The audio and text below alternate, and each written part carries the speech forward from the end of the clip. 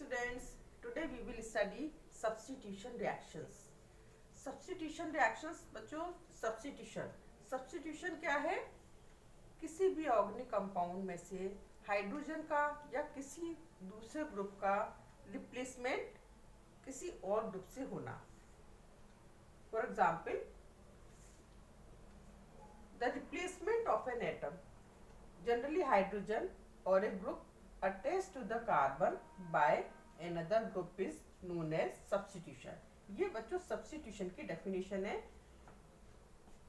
Replacement of an atom, किसी भी atom का रिप्लेसमेंट, जैसे हाइड्रोजन का या कोई भी ग्रुप जो कार्बन से जुड़ा हुआ है उसका रिप्लेसमेंट किसी दूसरे ग्रुप के द्वारा हो जाना, इसको हम बोलते हैं substitution.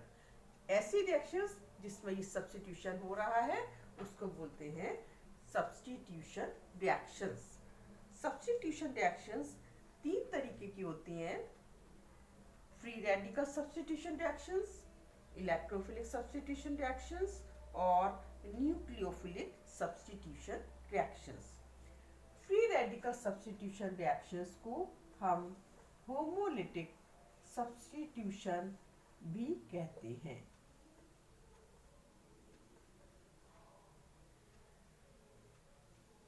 Free radical substitution reactions में फ्री रेडिकल्स बनते हैं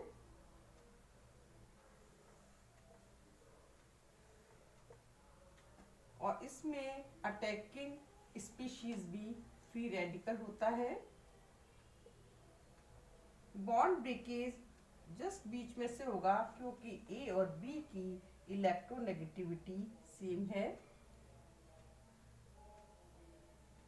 नया कंपाउंड AC बनेगा और B फ्री रेडिकल बाहर निकल जाएगा. फ्री रेडिकल सब्स्टिट्यूशन को होमोलिटिक सब्स्टिट्यूशन भी कहते हैं.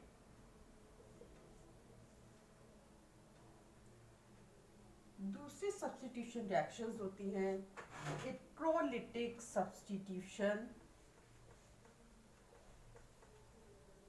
इसमें चार्ज आयंस बनते हैं, इसलिए इनको दो भागों में बांटा गया है. एक इलेक्ट्रोफिलिक सब्स्टिट्यूशन जिसमें अटैकिंग स्पीशीज इलेक्ट्रोफाइल होती है और दूसरा है न्यूक्लियोफिलिक सब्स्टिट्यूशन जिसमें अटैकिंग स्पीशीज न्यूक्लियोफाइल होती है. इलेक्ट्रोफाइल इलेक्ट्रॉन डेफिशिएंट स्पीशीज है जबकि न्यूक्लियोफाइल इलेक्ट्रॉन रिच स्पीशीज है. इलेक्ट्रोफिलिक सब्स्टिट्यूशन रिएक्शंस में A और B की सेम इलेक्ट्रोनेगेटिविटी नहीं होगी. C इलेक्ट्रोफाइल है. बॉन्ड ब्रेकेज में एक एटम के पास शेयर्ड पेयर ऑफ इलेक्ट्रॉन रहेगी, दूसरे के पास नहीं होगी. नया कंपाउंड AC बनेगा और B अलग हो जाएगा. ऐसे ही न्यूक्लियोफिलिक सब्स्टिट्यूशन में बॉन्ड ब्रेकेज में when B is more electronegative than B, इस तरीके से बॉन्ड ब्रेक होगा. न्यूक्लियोफाइल अटैकिंग स्पीशीज होगी. Nucleophile means electron rich species which is negatively charge और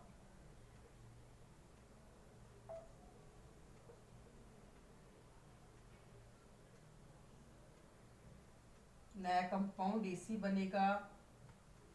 B अपनी शेयर्ड पेयर ऑफ इलेक्ट्रॉन लेकर अलग हो जाएगा. बच्चों, एक पॉइंट आपको याद रखना है कि न्यूक्लियोफिलिक सब्स्टिट्यूशन में जो न्यूक्लियोफाइल है जरूरी नहीं कि वो नेगेटिवली चार्ज हो. इट में ऑल्सो भी इलेक्ट्रिकली न्यूट्रल, लेकिन एक कंडीशन ये होनी चाहिए कि उसमें अनशेयर्ड इलेक्ट्रॉन्स होने चाहिए, मीन्स फ्री इलेक्ट्रॉन्स जो वो अटैकिंग न्यूक्लियस को डोनेट कर सके. For example, tri alkyl amine which is electrically neutral है ना, लेकिन because it possesses a pair of electrons, so it it can act as nucleophilic reagent. जो ट्राई अल्काइल अमीन है वो न्यूक्लियोफिलिक एजेंट की तरह काम करेगा, क्योंकि उसके पास डोनेट करने के लिए इलेक्ट्रॉन्स की एक पेयर है। अब बच्चों इसको हम नेक्स्ट इसके बाद हम देखेंगे कि न्यूक्लियोफिलिक सब्स्टिट्यूशन रिएक्शंस कितनी तरीके की होती हैं। न्यूक्लियोफिलिक सब्स्टिट्यूशन रिएक्शंस दो तरीके की हैं, टू टाइप्स की हैं।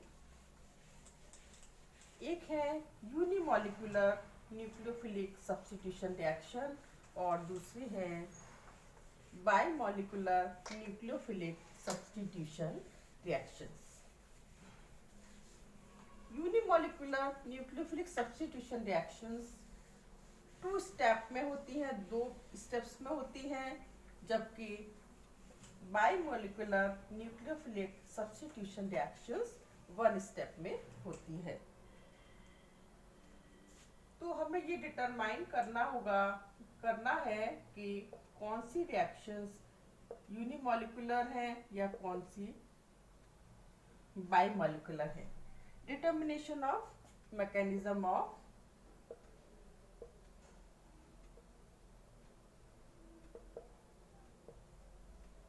SN reaction. SN means nucleophilic substitution.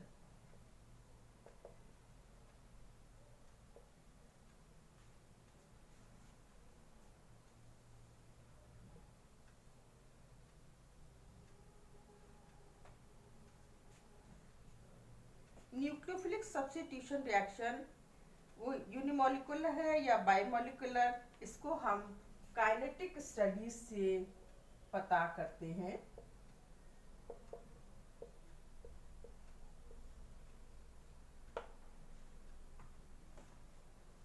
अगर रिएक्शन का रेट सिर्फ एल्काइल हैलाइड की कंसंट्रेशन पर डिपेंड करता है और बेस की कंसंट्रेशन पर डिपेंड नहीं करता है, तो उस रिएक्शन को हम यूनिमॉलिक्यूलर मैकेनिज्म कहते हैं और इसको SN1 रिएक्शन या यूनिमॉलिक्यूलर न्यूक्लियोफिलिक सब्स्टिट्यूशन रिएक्शन कहते हैं।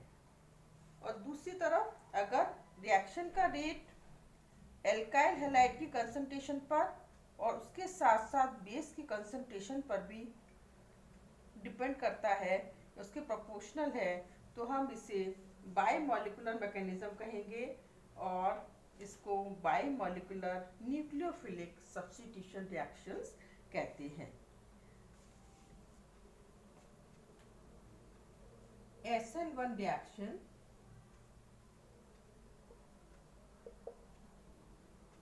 unimolecular nucleophilic substitution reaction in which rate is proportional to the concentration of alkyl halide only.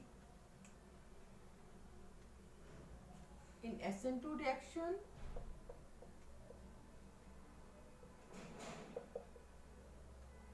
rate is proportional to the concentration of alkyl halide as well as concentration of the base.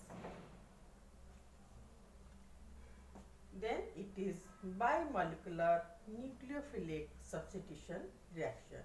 When the rate of reaction is dependent only on the, or you can say the rate of reaction is proportional to the concentration of alkyl halide alone, then it is called SN1 reaction. If the rate of reaction is proportional to the concentration of the alkyl halide as well as concentration of the base, then it is bimolecular nucleophilic substitution reaction. अब सबसे पहले लेंगे हम bimolecular nucleophilic substitution reaction.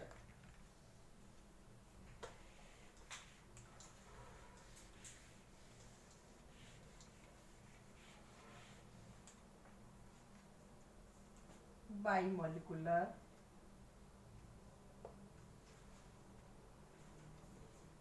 mechanism.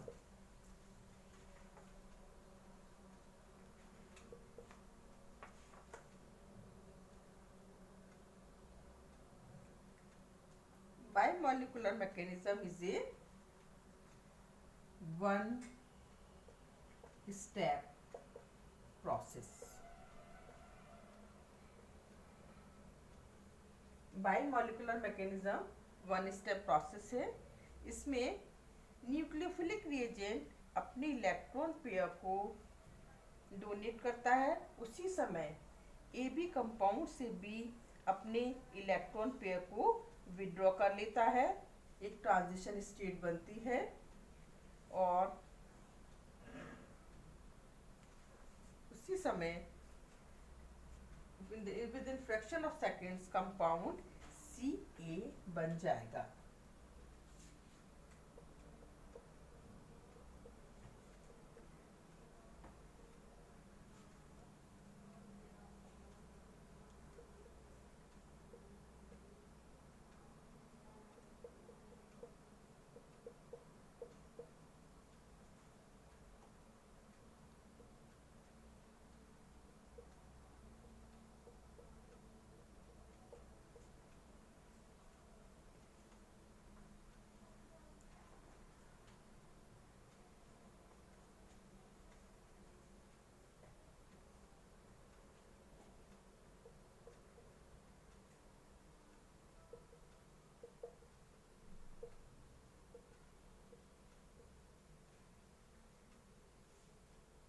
इसमें दोनों ही reactant C और AB covalency change में involve हैं, इसलिए इस मैकेनिज्म को हम बायोमोलिकुलर कहेंगे और इसको SN2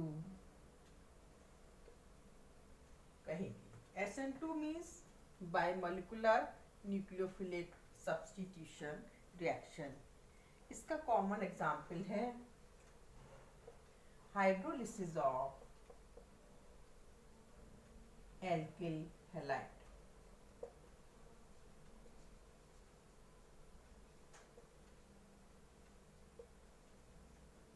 Hydrolysis of alkyl halides, methyl bromide in presence of nucleophile, transition state first,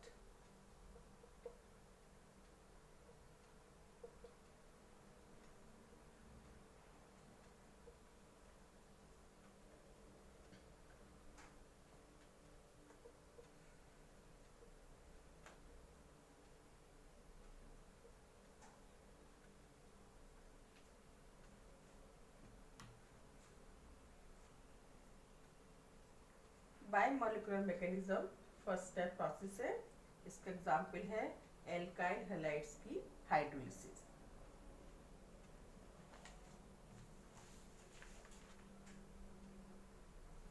But in the next video we will study unimolecular mechanism, SN1 mechanism.